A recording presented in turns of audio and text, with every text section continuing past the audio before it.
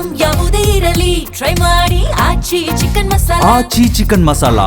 ರಾಘವೇಂದ್ರ ಸ್ವಾಮಿಗಳವರ 431ನೇ ವರ್ಧಂತಿ ಮಹೋತ್ಸವದ ಹಿನ್ನೆಲೆ ಮಂತ್ರಾಲಯ ಮಠಕ್ಕೆ ನಟ ರಿಷಬ್ ಶೆಟ್ಟಿ ಭೇಟಿ ನೀಡಿ ರಾಯರ ದರ್ಶನ ಪಡೆದಿದ್ದಾರೆ.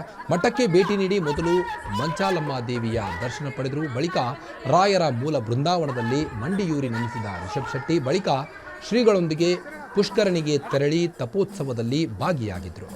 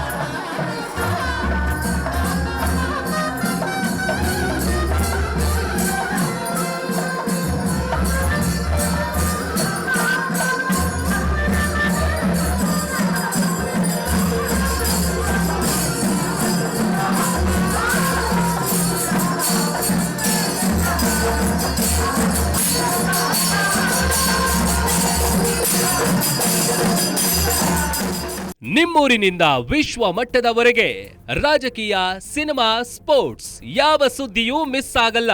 ಬರೀ ಸುದ್ದಿಯಷ್ಟೇ ಅಲ್ಲ, ಜೊತೆಯಲ್ಲೇ ಇರುತ್ತೆ ವಿಶ್ಲೇಷಣೆ.